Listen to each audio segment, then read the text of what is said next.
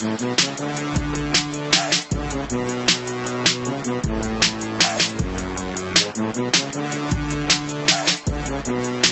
to the Earnestly podcast. I'm host Ernest EJ Christian coming to you on a late Wednesday evening, rainy Wednesday evening here in South Florida. On the line, of course, every week as we do our picks, week 11. And then Zack The Degenerate. Zack, same, new week, same results. Listen, I don't know if I'm the Redskins or the Cincinnati Bengals at this point.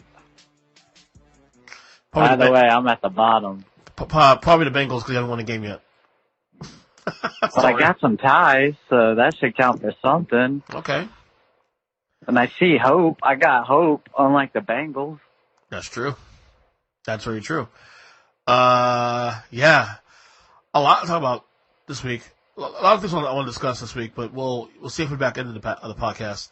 Of course, FSU Minute. I will discuss some things about the playoff rankings from this week.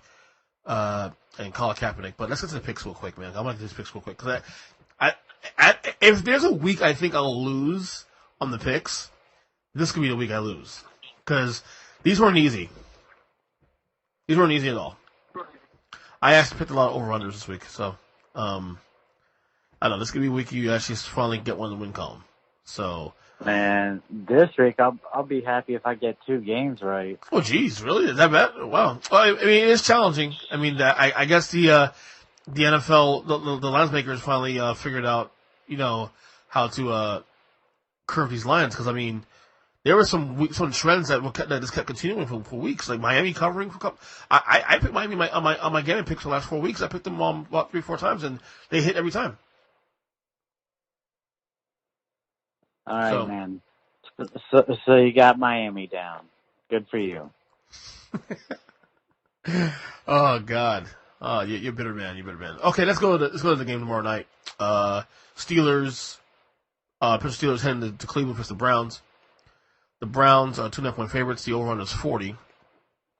I would say this is a lose-leave town game. It probably is, except.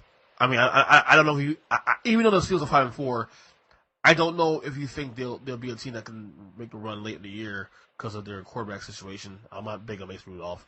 The defense is great. Mike Thomas will be coach of the year discussion, obviously. Obviously, Cleveland's really, really bad. But, again, the AFC is kind of wonky that if the Browns can get their shit together in the next couple weeks, they may find themselves in the playoff race. I don't know. Yeah, I don't know. I have no idea. I want to go so many which ways on this game. Like, I'm not as down on Mason Rudolph as you are. I am totally in love with the Pittsburgh defense and the way in which they're playing. Yeah, me too. And I am absolutely confused on what Cleveland is and what they're capable of being even at this point. Well, and if I looked at either of those teams, I think it's a must-win for Pittsburgh because they're starting to feel hungry for a playoff push. Yeah, look at the AFC situation. Like, after they get past the Patriots, the Ravens, obviously, and we'll still say the Chiefs because they got Mahomes and they'll figure it out going forward. Once you get past those teams, it's pretty much a feast and famine world out there. Like, it's yeah. There's a lot of things going on there. After that Colts loss last week, mm-hmm. You can basically look at it as the Bills are not going to be otherworldly. So you have a chance at 5-4 to make a run in the AFC. Like maybe even 4-5 right now. You still have a shot at making a run. With that being said, I took the under this game at 40. I did too, for the sole fact that Pittsburgh's defense has been playing incredible, and I didn't have the guts to take Pittsburgh plus the points. Yeah, and it's in Cleveland too. Also on top of that, I guess another game like Buffalo and Cleveland last week, very low scoring game, and come down to the. Oh yeah. If this was in Pittsburgh and it was like a pick'em game or even Cleveland -1, I would probably take Pittsburgh. But on the road, I'm a little iffy when it's under 3. Absolutely, and maybe the Browns feel themselves a little bit after that win against Buffalo. about to be a playoff team. We'll see. All right. Sunday games, here we go. The Dallas Cowboys head to Detroit to face the Lions. The Cowboys are 4.5-point favorites. The over-under is 49 points. Zachary, where'd you go this one? I went with the over, and it's more of an expectation that Matthew Stafford plays. If he can play, then I see it being an over. I know Detroit's going to give up 30-plus points, and I would expect Dallas to give up 25 points or more.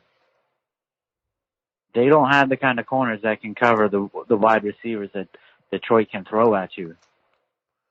Well, I went the other way. I went under this game.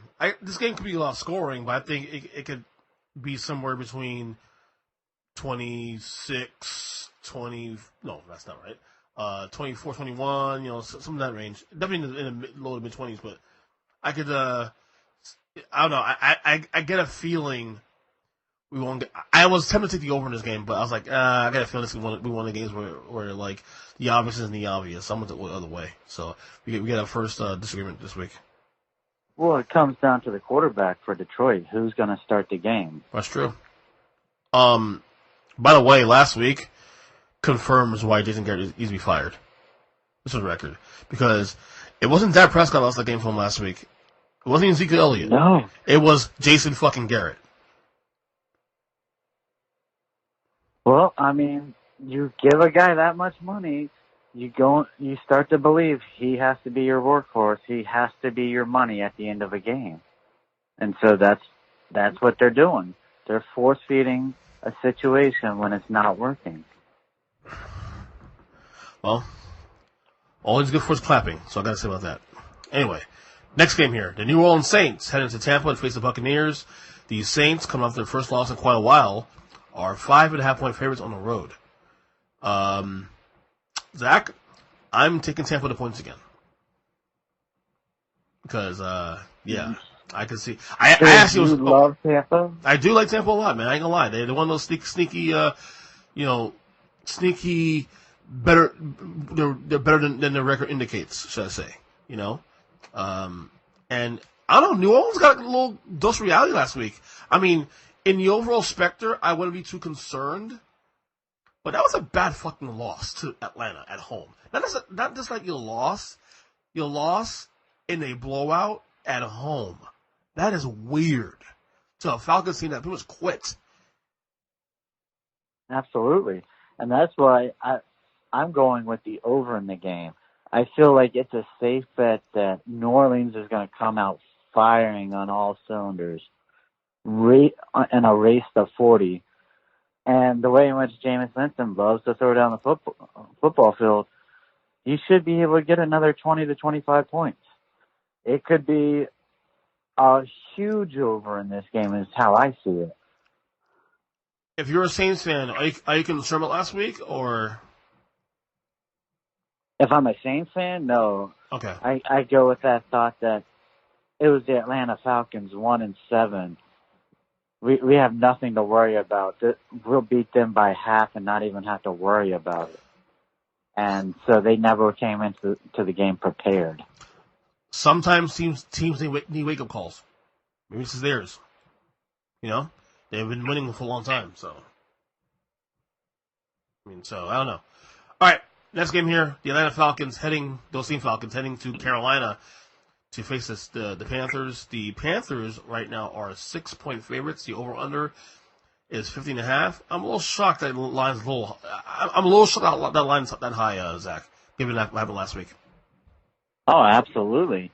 And as you just said, talking about a wake-up call, I think this was the wake-up call that Atlanta needed for their offense. So I'm taking the points in this game.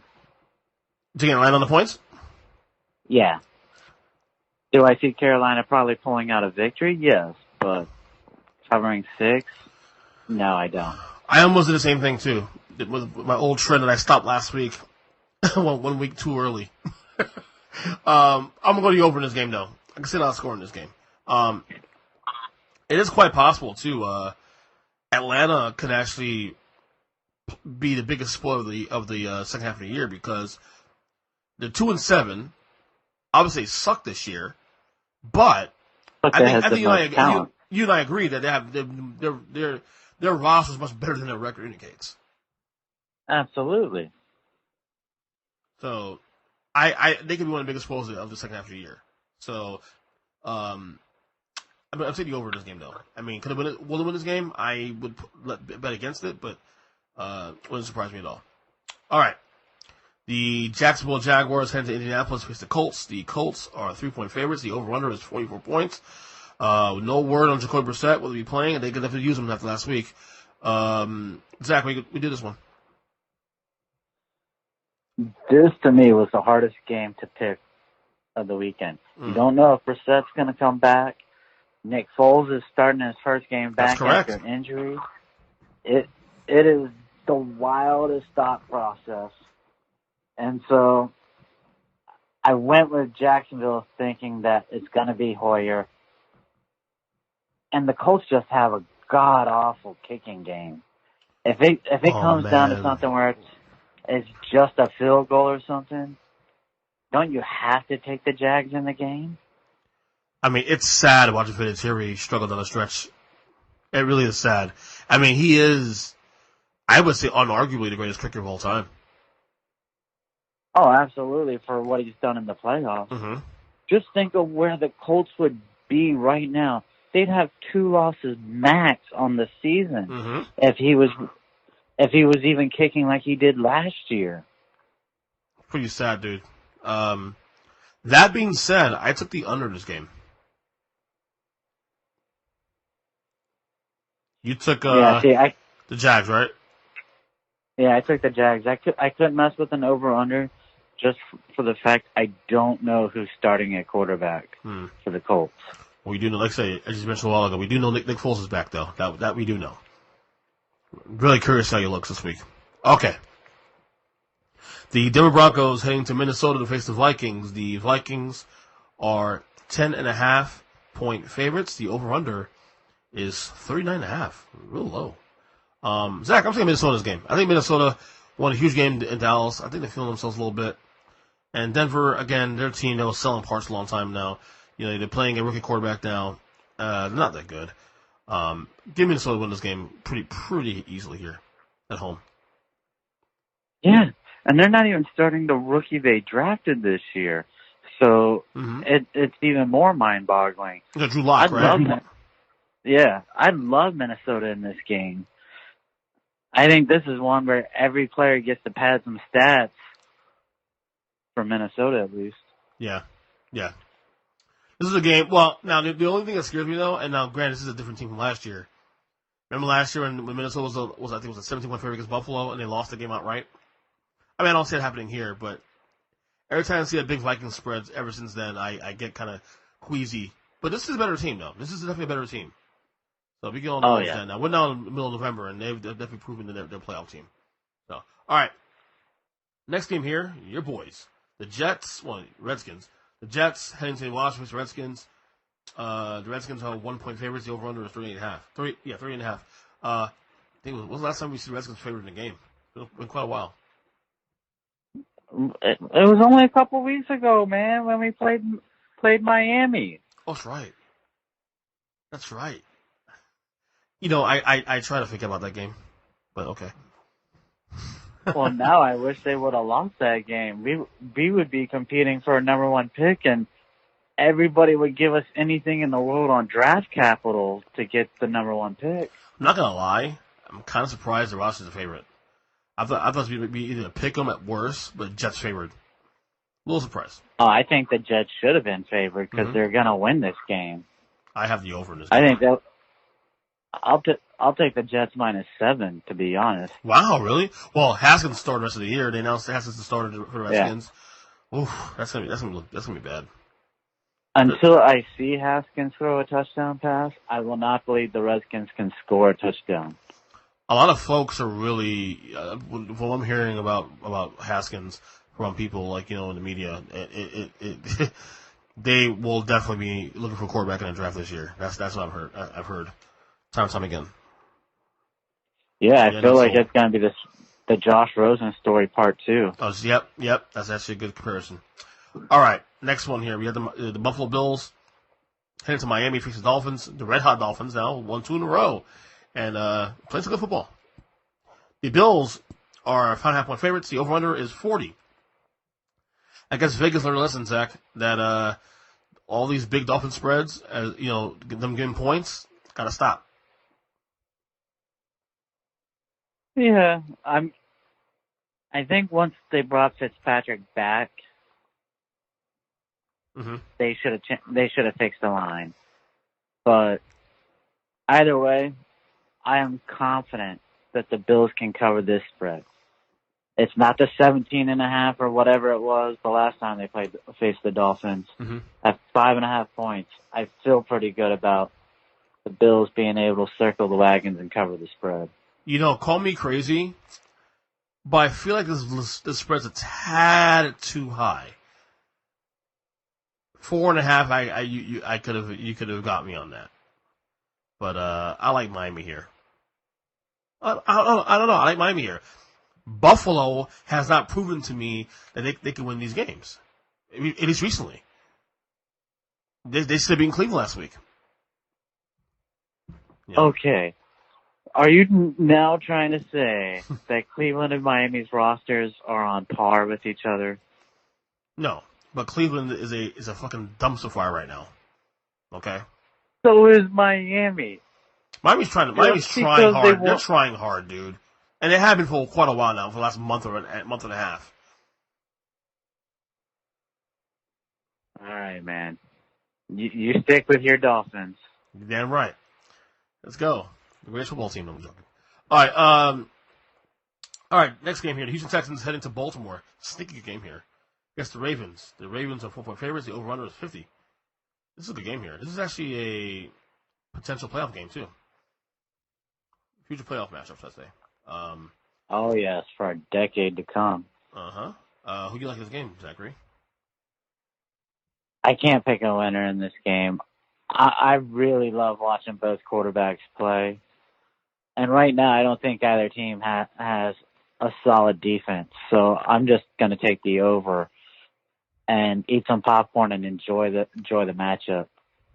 I'm going to ride the train the Ravens still. The Ravens are on a roll. I thought that win last week at Cincinnati, people were saying, oh, well, Cincinnati should win that game. But I believe in the factor of when you beat a elite team at the Patriots the week before, that a letdown factor is real the very next week, regardless of who you play. So I thought, even though they beat the Bengals, I thought the Ravens would probably have a closer matchup against the Bengals, somewhat competitive. No, they stay on the gas. They stay on the gas and blew out the Bengals. So, I look at this Baltimore team now. They look like a team that's all about business. And Lamar Jackson, definitely in the MVP conversation right now. I don't know. Houston's kind of wonky, man. Houston, I like them, but I don't trust them, if you know what I mean. So, yeah. I like the Ravens here. I like the Ravens here. So. All right, well, I mean, I wouldn't mind seeing that happen for Lamar Jackson's MVP candidacy, but I think it's going to be just a great game, and it's going to be back and forth. Oh, yeah. As I said a little while ago, a very potential playoff matchup. All right. 4 o'clock games here. The Arizona Cardinals heading to San Francisco for the Niners. The Niners right now are 11.5-point favorites. The over-under is 46. Zach, what'd you go with this one? Well, I want to go with something you like to talk about, heart, a trend. I really believe Arizona is playing with a little bit of confidence. Mm-hmm. They are trying every week to win. And so at 11.5 points, I think that's just too much. Mm-hmm. So I'll take the underdog. I agree with you 100% on that one. I have Arizona as well. And they played a couple weeks ago, and they covered as well there. I think they were getting 8 or 9 at home, and I know San Francisco is funny, and I want to talk about them real quick. Lost first game to Seattle 2 nights ago. Have you seen the schedule they got coming up? Oh my God, they could lose another 3 or 4 more games easily. Oh, absolutely. They got. And go ahead.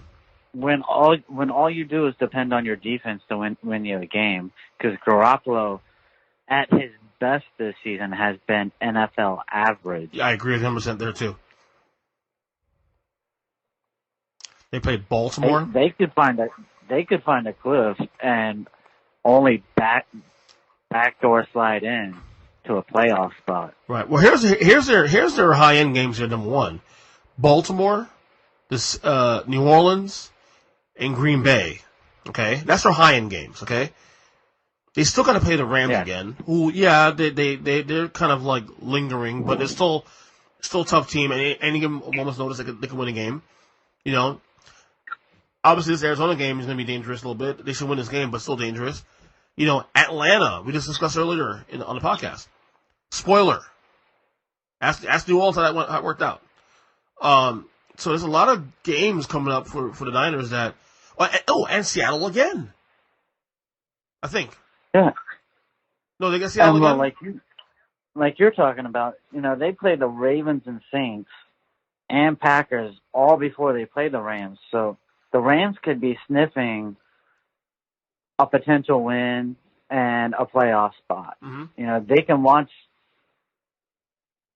San Fran lose 3 games, be 9-4, and if they're still sitting right behind everybody, winning a couple, they'll feel like they have a shot against San Fran. I mean, that's why that loss was big on Monday, because if they won that game, they essentially clinched the West, you know, put distance themselves and have a little cushion for these other tough games. Now they're 8-1. And it's funny, what's this about an 8-1 team, although you know, they're in trouble, but the schedule is really tough. And I'm not 100% sold on the Niners being a Super Bowl contender. Like, they're a playoff contender, yes. The Super Bowl contender, not so sure about that. But not with the way Garoppolo's playing anyway. Garoppolo's just really average right now, in my opinion. So yeah, we both like Arizona. I like that. Me too. All right.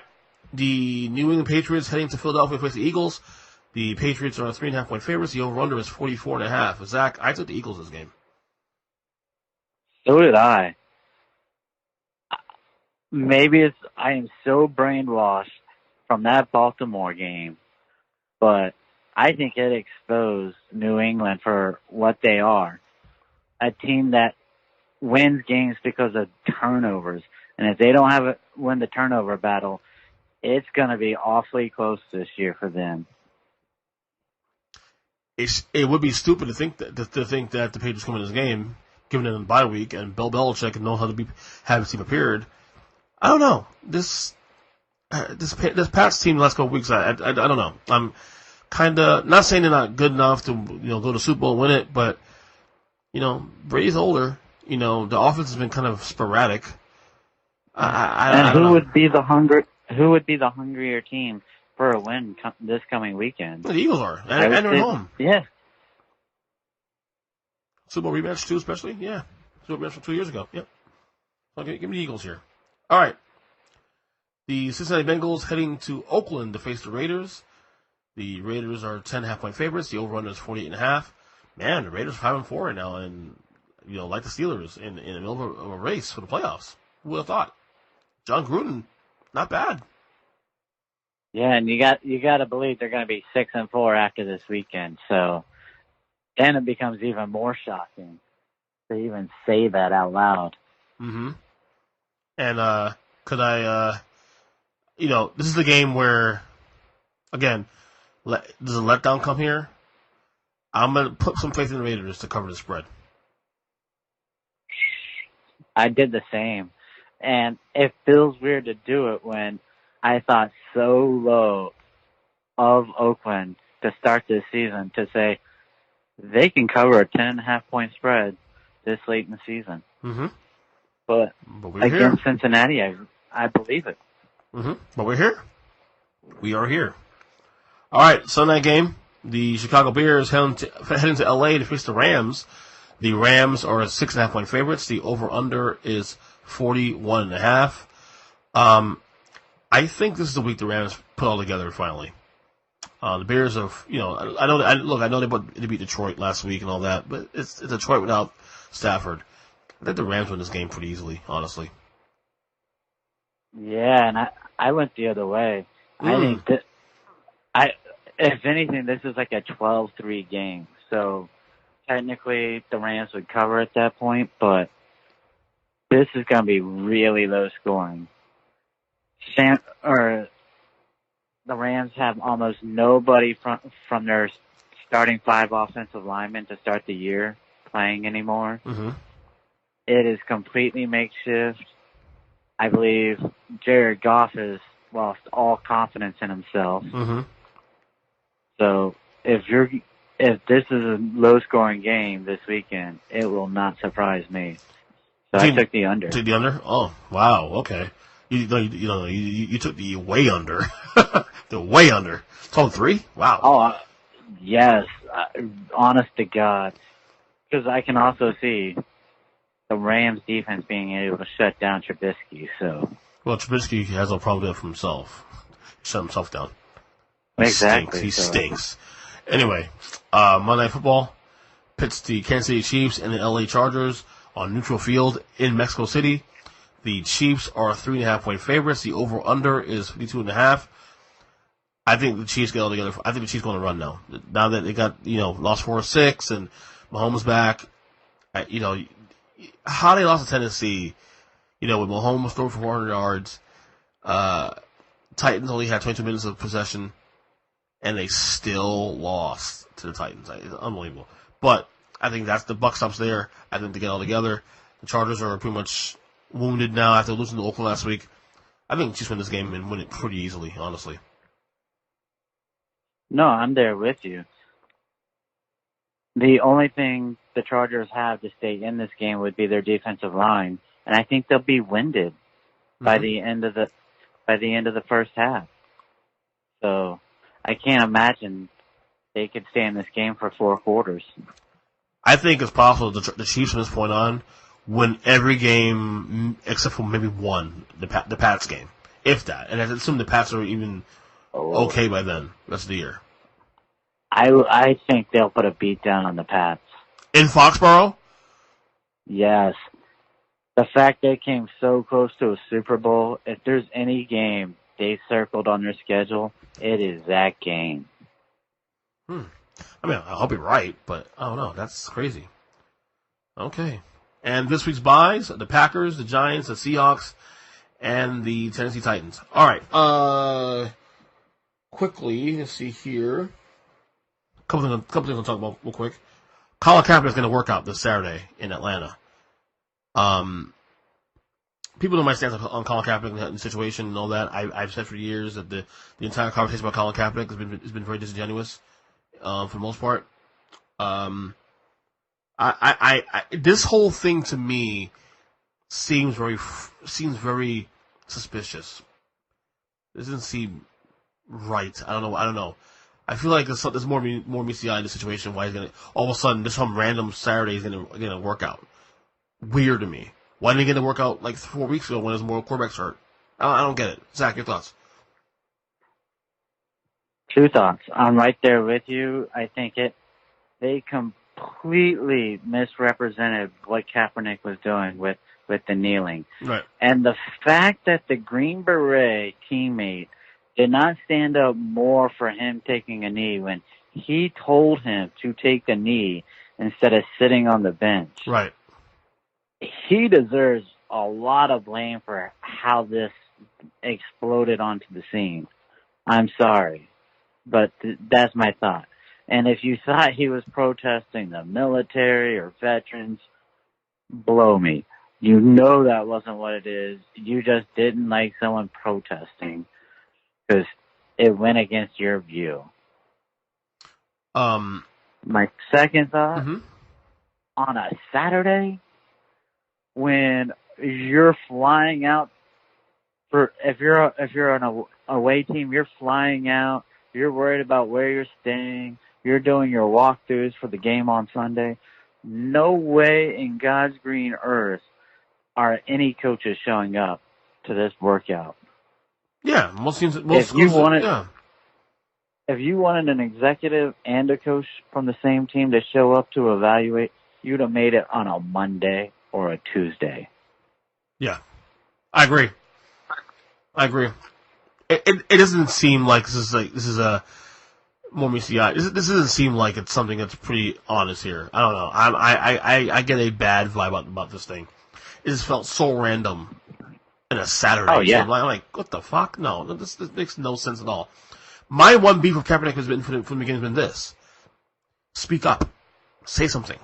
That's been my only thing with Kaepernick I have not liked. He doesn't say anything. Like I know he's doing good things in the community. I recognize that, but I can also on the other side say that's good. Speak up. You have platforms. And the thing is, you don't need the media. They're going to cover you anyway because you are already a polarizing figure. But you don't need to use the media to work through. You have YouTube. You have all the other platforms to use. Hell, if you want to come on this podcast, you can do that. No problem. But speak up. Yeah, I felt like it was almost a forced protest. Like he wanted to do an individual protest where he saw something in the news and he was upset by it, and so he did something where he just was feeling unhappy that day, and he kind of got pushed into protesting more than anything. Because when you stay silent on an issue so much,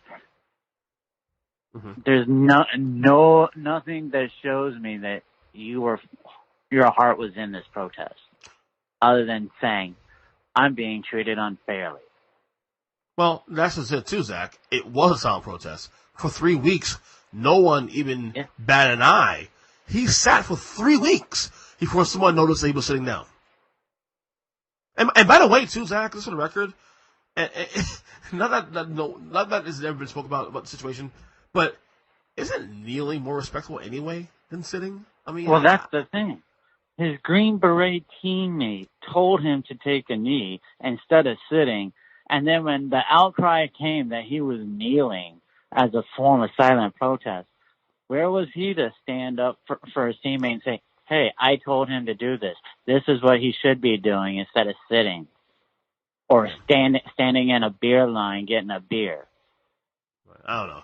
It's a lot of a lot of the conversation about Colin Kaepernick is on both sides too.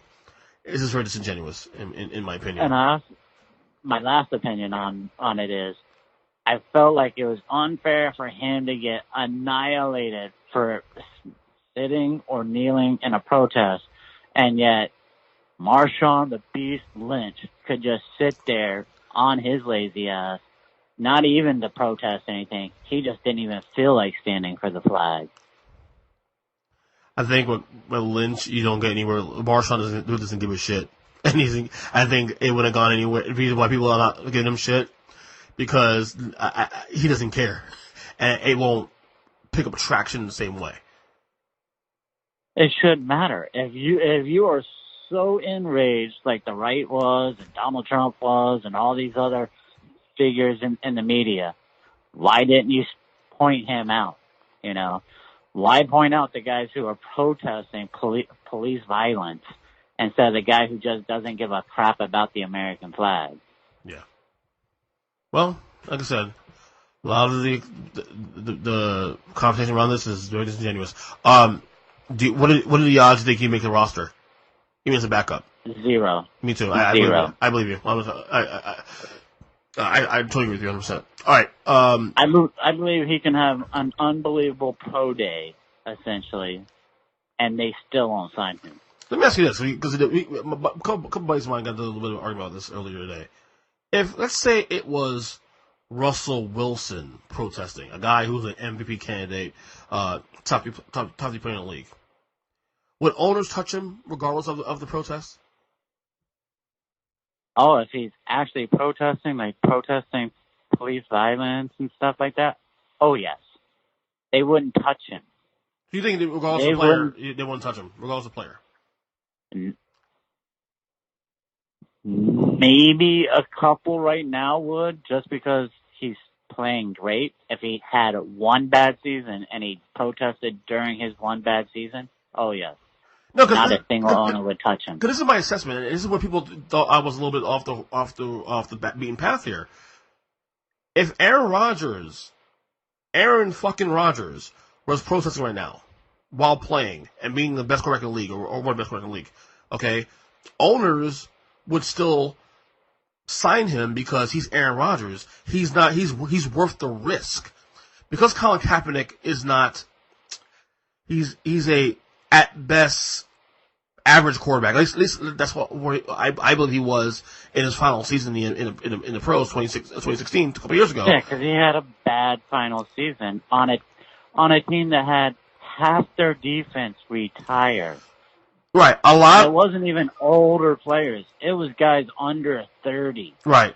Yeah, like Patrick Willis and all those guys. Yeah, I remember that. I think a lot of this too with the ownership, and this is why I think the hypocrites is risk reward. Oh, if Russell Wilson or Patrick Mahomes decide to protest, well, the owners will still be okay with it because those guys are so fucking great that it's worth the risk.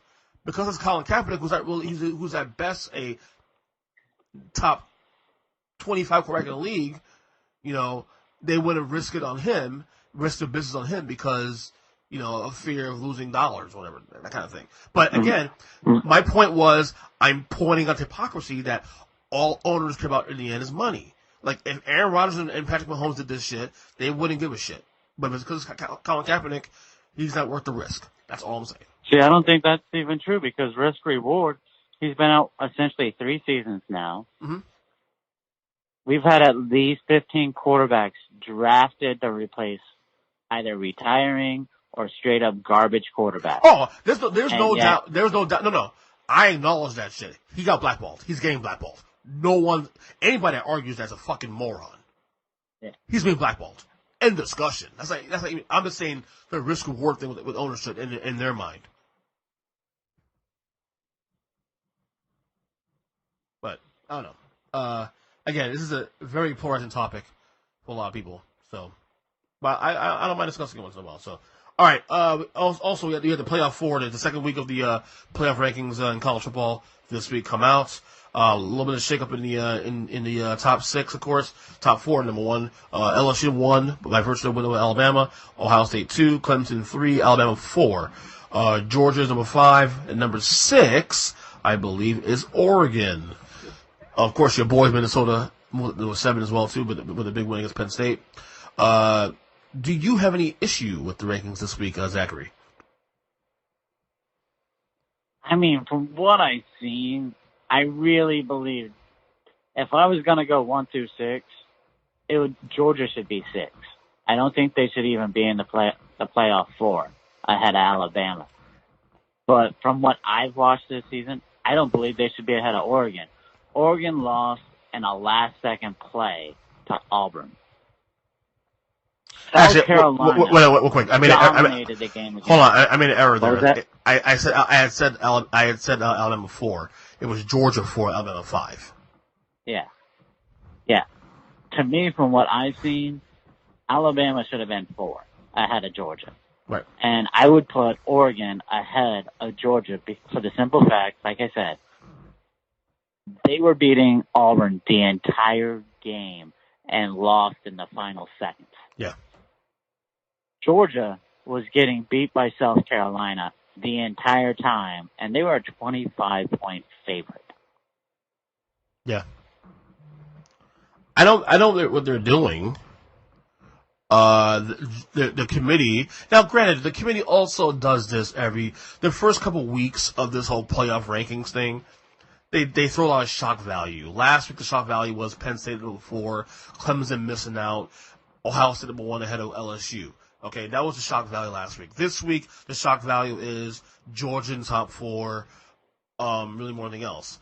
But the argument they're using, I know they're using it, which makes sense to some degree, is they're weighing the wins. The wins against Notre Dame, the wins against Florida, whereas Alabama doesn't have any quality wins this year right now to speak of. And quality loss. Yeah.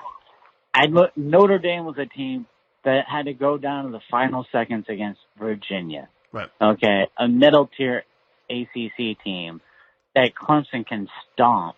And I don't even think Clemson should have been in the top 4 for the first week. So it's just one of those things. I think Georgia's schedule's been overrated. Mm-hmm. I don't know. That's about it.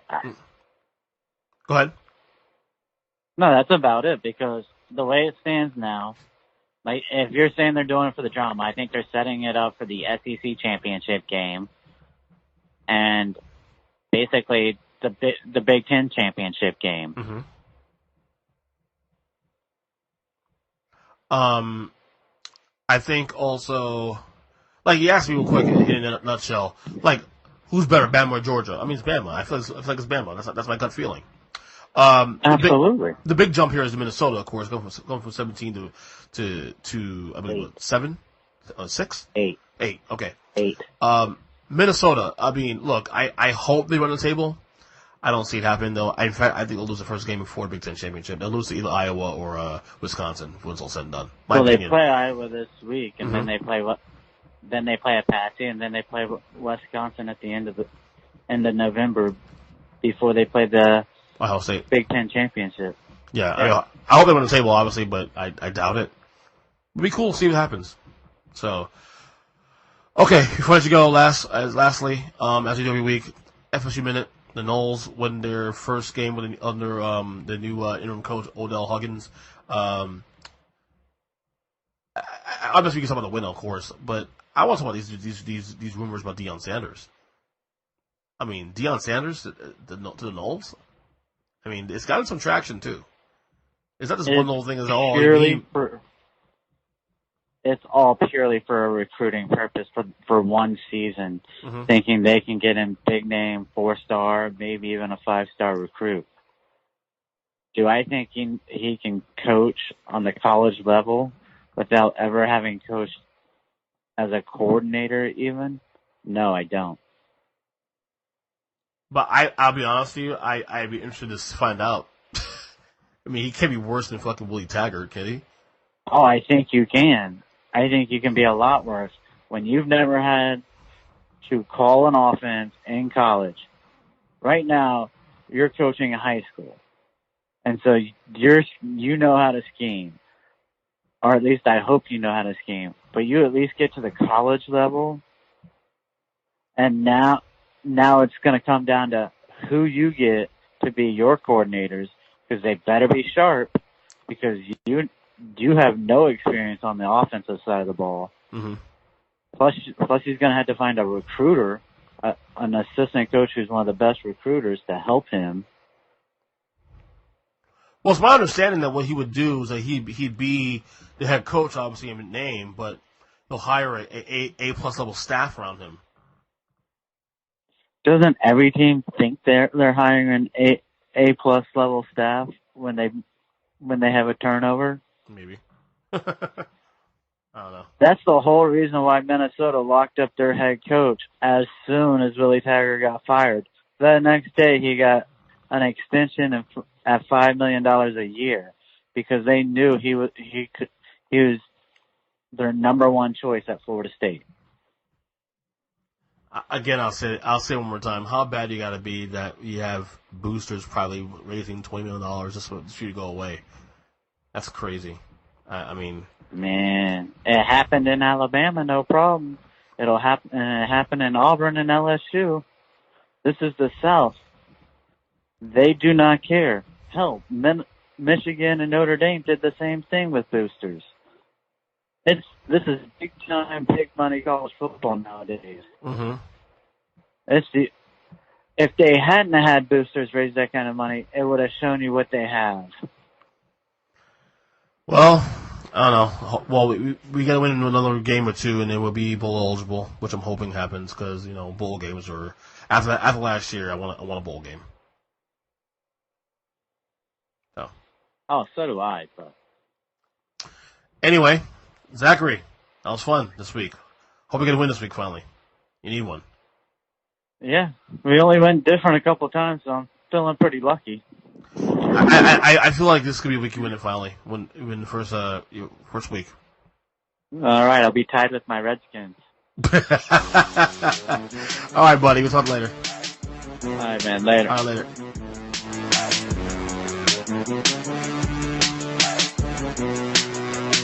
later.